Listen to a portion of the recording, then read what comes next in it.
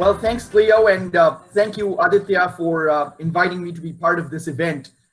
Delighted to be on a panel with such esteemed speakers.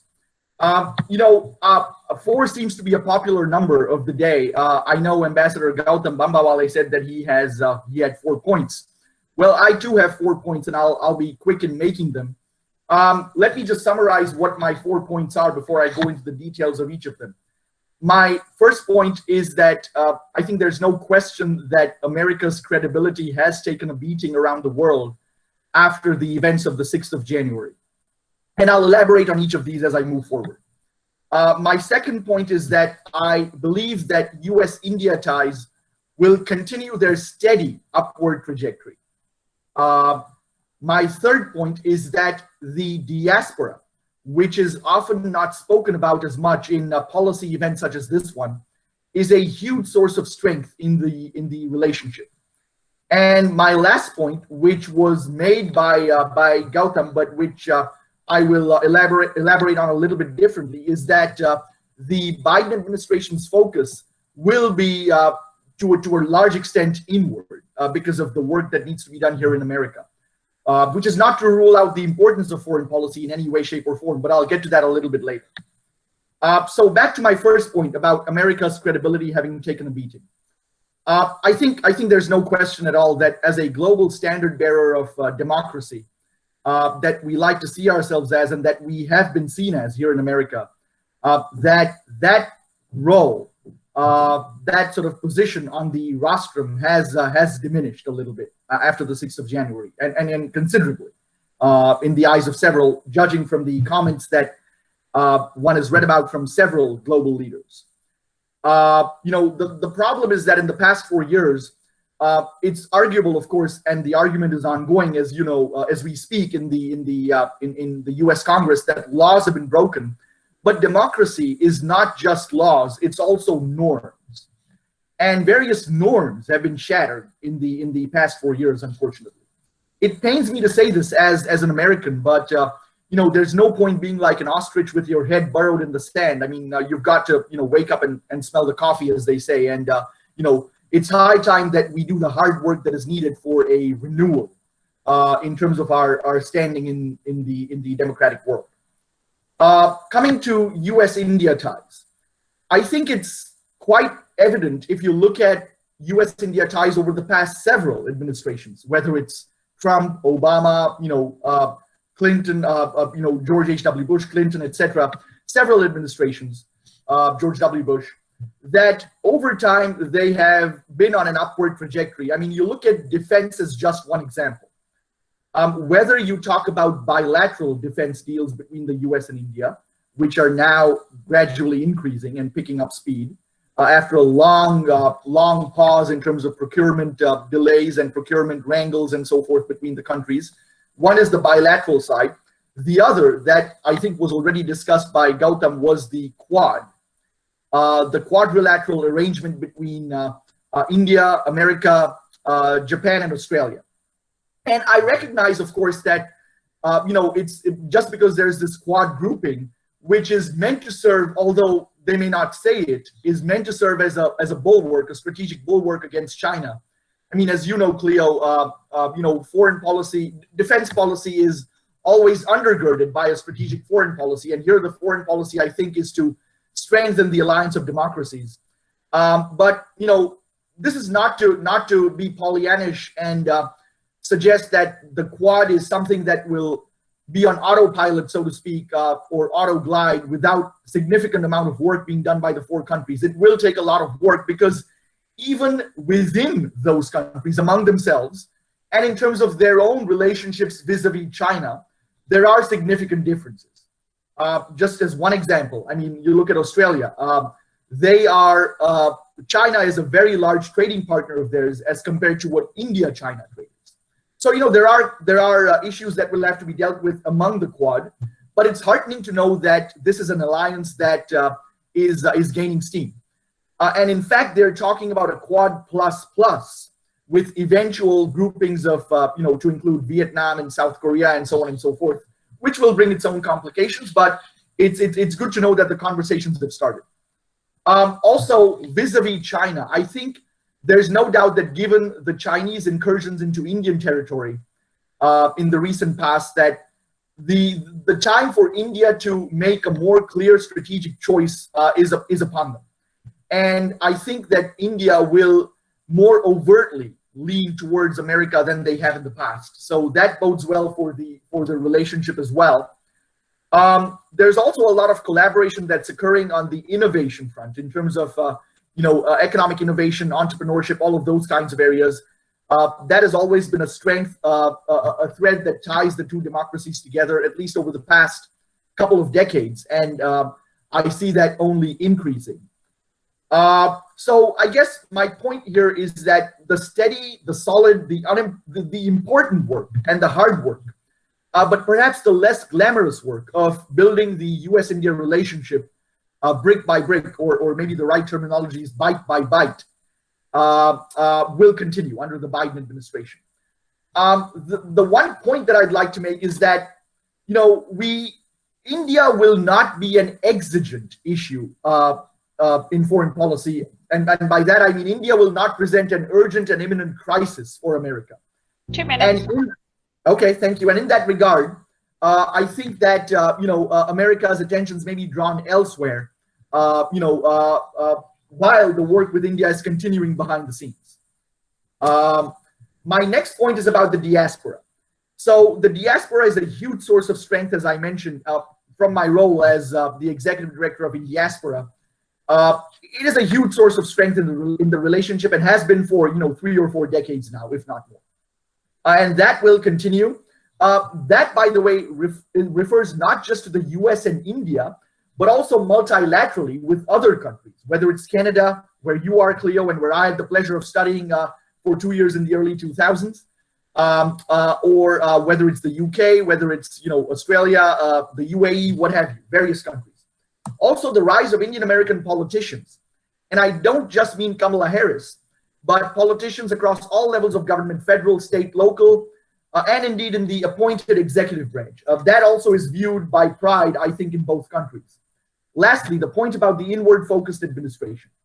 Given all the work that needs to be done here in America with COVID recovery, both from the health crisis and the economic crisis, the fact that America is riven by racial strife, the economic inequalities that are only being exacerbated, and so on and so forth, educational pathways, healthcare access, all of those things.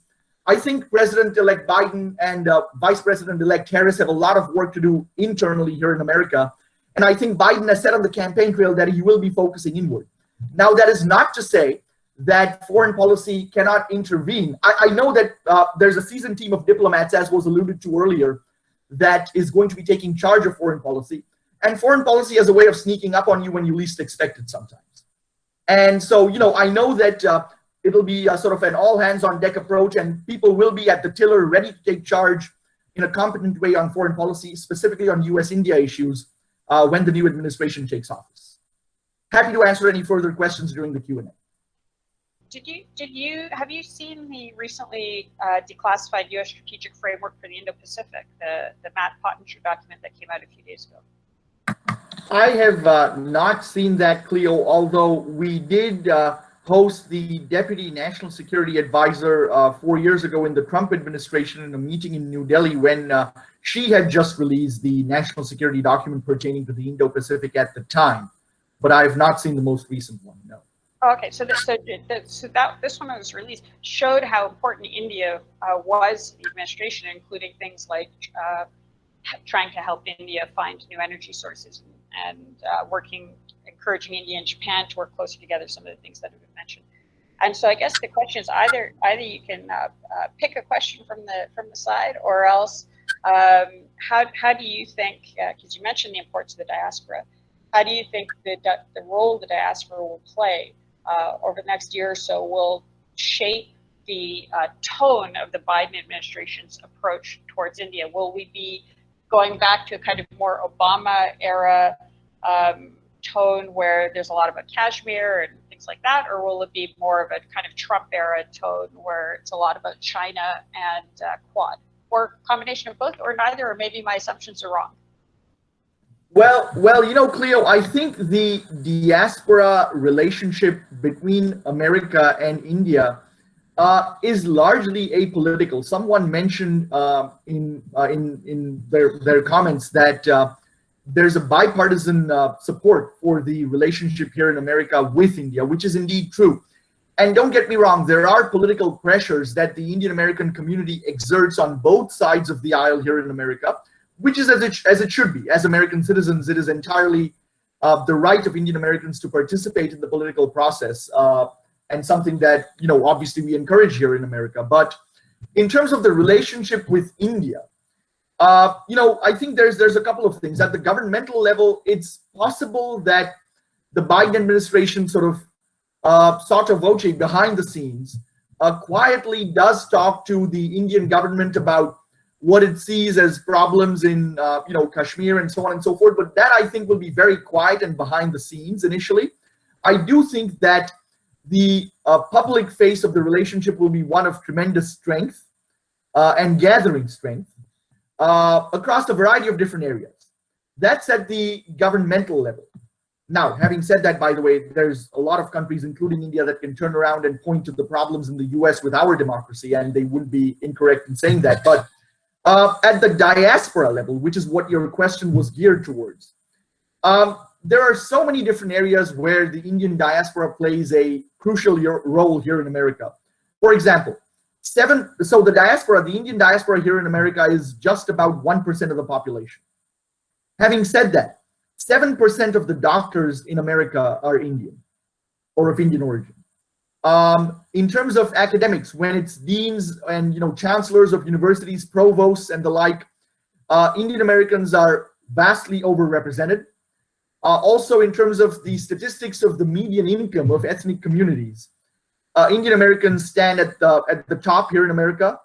Even when it comes to the average American income overall, Indian Americans earn at least twice and a little bit more than the average American income overall. That's not to say that there are not Indian Americans in this country who are underprivileged and in need of assistance, but these are sort of the overall means that I'm referring to.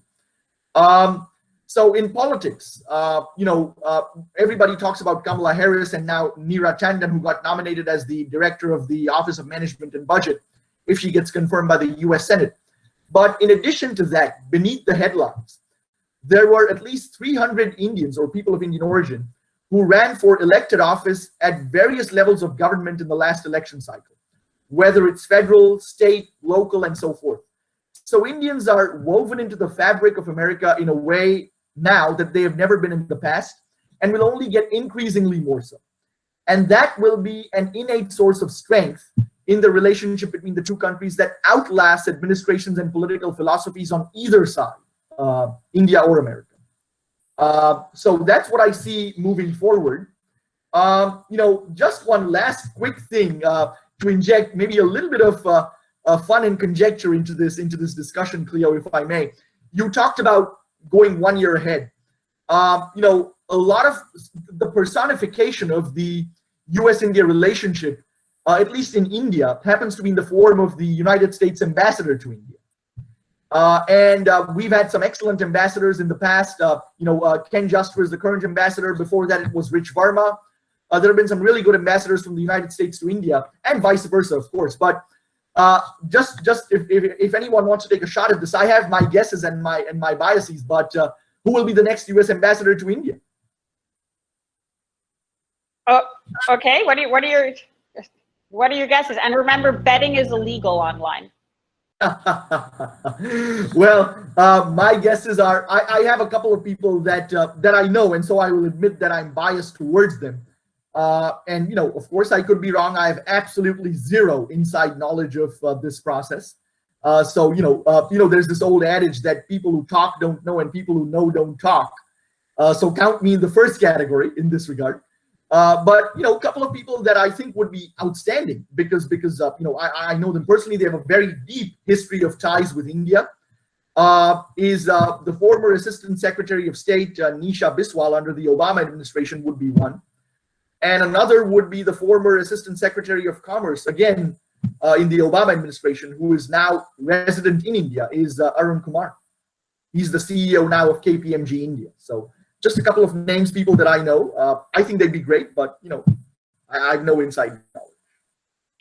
Thank you very much. It's exciting to think about. One of the issues that the Trump administration had, of course, was there were a lot of ambassadorial posts that were vacant or empty for a period of time.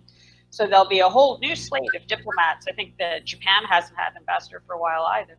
So we'll start to see things change, I think. Mr. Joshipura, you're batting cleanup. You've got the last hopes and dreams of the day. You brought up a good point about the dollar. That's a whole discussion in its own right. That could take another couple of hours. We'll save it for another day, but it's an interesting point.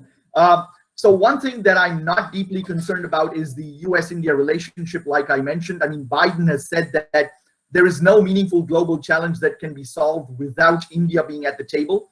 And he also said very categorically that his dream is that India and US be the closest of allies moving forward. So that I'm not concerned about.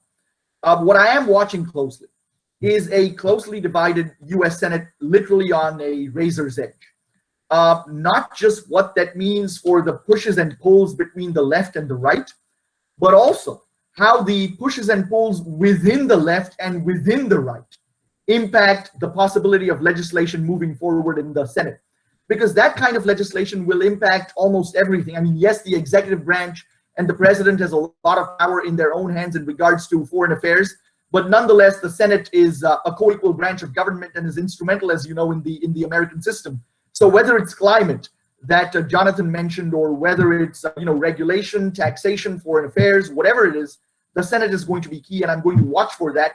Not to mention that the House, the Democrats have a slim majority there as well, and they're up for re-election in 2022. Historically, the party in power has lost seats in the House.